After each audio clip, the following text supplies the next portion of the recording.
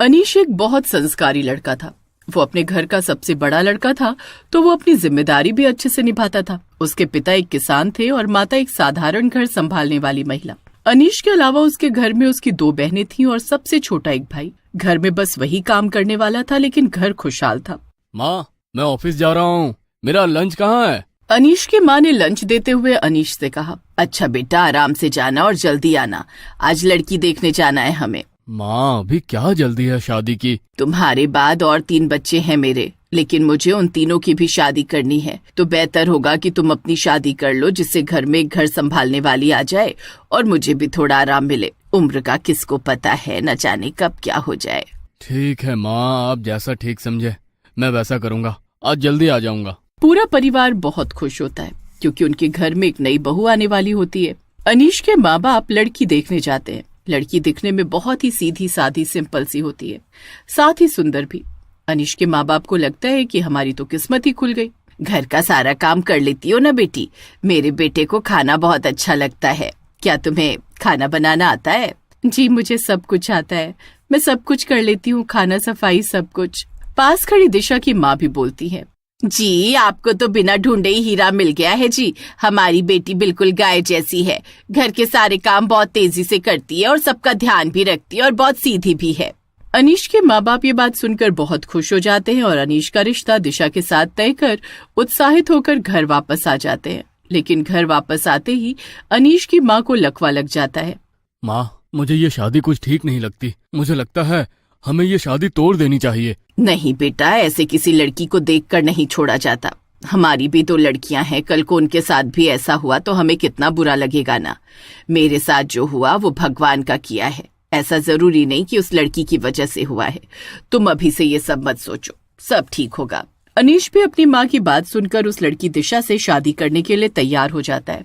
कुछ समय बाद घर में शादी की तैयारियां चलने लगती हैं। सब सामान खरीदने लगते हैं और भी बहुत सारी चीजें बुक कर ली जाती हैं। वाह, हमारी भाभी आएंगी फिर तो हमें कितना मजा आएगा। वो घर का भी ध्यान रखेंगी तो हम भी थोड़ा सा फ्री हो जाया करेंगे और हम सब साथ में घूमने जाएंगे, कितना अच्छा लगेगा ना। देखने में तो भाभी बहुत सुंदर है, मैं चाहती हूँ कि वैसे वो आए और हम सबके साथ एक परिवार जैसे रहे, हमारा परिवार पूरा करे। सबके सब बहुत खुश होते हैं। शादी का दिन पास आने लग जाता है और दिशा को दुल्हन बनाकर घर ले आते हैं। सब बहुत खुश होते हैं, लेकिन जैसे ही दिशा अपना पहला कदम घर में रखती है, अचानक से अनीश के दादाजी की फोटो जमीन पर गिर जाती है। मानो वो कुछ कहना चाहते हों, लेकिन रोहन उन्हें उठाकर कहता है, क्या हो गया दादाजी, आप नीचे क्यों गिर गए? अरे आपकी बहू आई है, वेलकम कीजिए, गुस्सा नहीं। वो दादाजी की फोटो वापस टांग देता है, लेकिन उसकी बात सुनकर अनीश और दिशा दोनों जोर जोर से हंसने लगते हैं। लेकिन दिशा की हंसी थोड़ी अजीब होती है, उसकी आंखें लाल होती हैं। रात होते ही दिशा एक गिलास दूध अनीश के लिए लेकर जाती है, लेकिन उसमें थोड़ा सा पाउडर डाल देती है, कुछ अजीब सा पाउडर, काला जादू किया हुआ। मेरा पति बस मेरा रहेगा, इतना बड़ा परिवार नहीं चलाएगा, वरना मेरा क्या होगा। अनीश उस दूध को देखकर बहुत खुश हो जाता है। उसे लगता है कि उसकी पत्नी उसका कितना ख्याल रख रही है, लेकिन असलियत कुछ और ही होती है।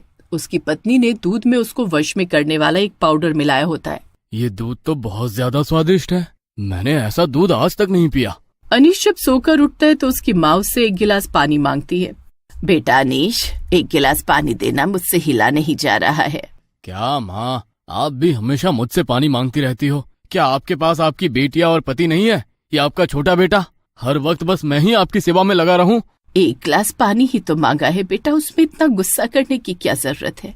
अनीश की माँ को उसकी बातें बहुत बुरी लगती हैं, वो रोने लग जाती है। थोड़ी देर बाद अनीश ऑफिस के लिए निकल जाता है, बिना अपनी माँ से मिले, जबकि वो रोज अपनी माँ से मिला करता था। लगता है मेरा टोट का काम आ रहा है। अभी तो माँ छोड़िए, धीरे धीरे सबको भुला दूंगी और मेरे पति सिर्फ मेरे। लेकिन दिशा की बात बड़ी बहन एकता सुन लेती है। उसको वो सुनकर गुस्सा आ जाता है, तो वो जाकर दिशा से बोलती है, तुम क्या समझती हो खुद को? हमने तो सोचा था तुम एक सीधी सादी भोली भाली लड़की हो, लेकिन तुम जादू टोने करती हो। तुमने मेरे भाई पर टोटका किया है कि वो अपनी माँ को भूल जाए। शर्म नहीं आती तुम्हें? मैं तुम्हारा पर्दाफाश कर दूंगी, मैं अभी जाकर बताती हूँ माँ को। एकता वहां से जा ही रही होती है कि तभी उसके ऊपर एक काली बिल्ली कूद जाती है, जिससे एकता बेहोश हो जाती है। जब लोग उसको देखते हैं तो हॉस्पिटल लेकर जाते हैं, लेकिन तब पता चलता है कि एकता को बड़ी बीमारी है। लेकिन वो कुछ नहीं, दिशा का टोटका होता है। बड़ी आई थी मुझसे पंगे लेने, एक एक करके इन सबको ठिकाने लगा दूंगी। दिशा जैसा बोलती है वैसे काम पर लग भी जाती है। बाद में दिशा अपने असली रूप में आकर काला जादू कर रही होती है। काले कपड़े पहनकर जादू टोना, जिससे दिन पर दिन अनीश बहुत बेकार घटिया आदमी बनता चला जाता है। साथ ही अनीश का परिवार गरीबी की ओर बढ़ जाता है। कोई आपस में खुशहाल होकर बात ही नहीं करता। ना जाने किस कलमुही की नजर लग गई हमारे घर को जो ऐसा सब हो रहा है। कितना अच्छा और खुश घर था मेरा। मुझे तो लगता है जब से ये शादी हुई है तब से ही ये सब हो रहा है। हमारी एक बेटी अस्पताल में है, तुम्हारी ये हालत हो गई, घर में खाने को दाना नहीं है, बेटा अब ठीक से बात नहीं करता। पहले तो ऐसा कुछ नहीं था, अचानक इसके आने से इतना परिवर्तन हो गया। जरूर ये कुछ न कुछ टोटका तो करती ही होगी। रोहन अपने माँ बाप की बातें सुन रहा था। उसको भी शक होता है कि उसकी भाभी कोई टोटका तो जरूर करती है, लेकिन वो एकता जैसी जल्दी नहीं मचाना चाहता। बेचारी प्रिया तो दिशा के इशारों पर नाच रही होती है। प्रिया थक जाने के बाद भी उसी के काम करती रहती, वो भी बिना किसी शिकायत के।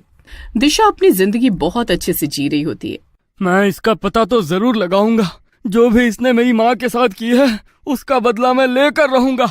अगले ही दिन से रोहन अपनी भाभी पर नजर रखने लग जाता है और देखते ही देखते उसको पता चल जाता है कि उसकी भाभी जादू टोना करती है, जिससे बचने के लिए वो एक पंडित के पास जाता है।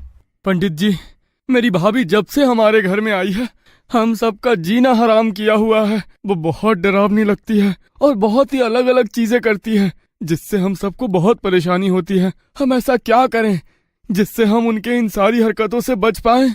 उनके टोटके को उल्टा करना होगा।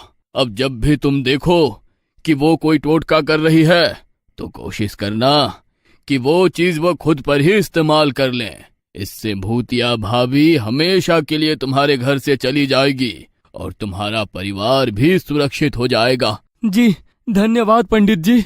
मोहन अपने घर की तरफ जाता है। वो चुपके से देखता है कि उसकी भाभी फिर कुछ जादू करके खीर में कुछ मिला रही है।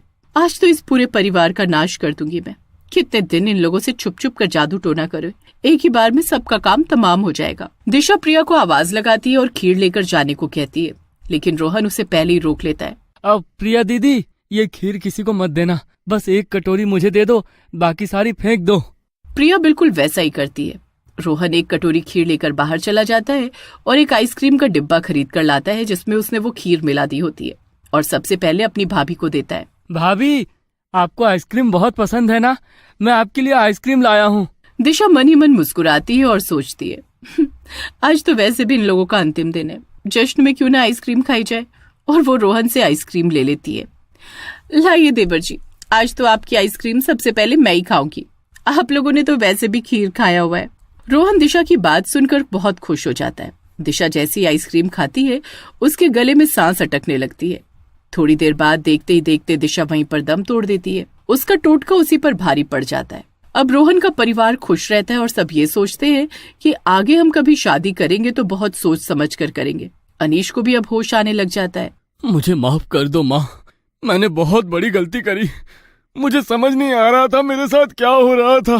कोई बात नहीं बेटा, मैं समझ सकती हूँ। देखते ही देखते कुछ ही दिनों में माँ की हालत भी सुधर जाती है। वो लोग दोबारा से खुशहाल परिवार बन जाते हैं और सब खुशी से रहने लगते हैं।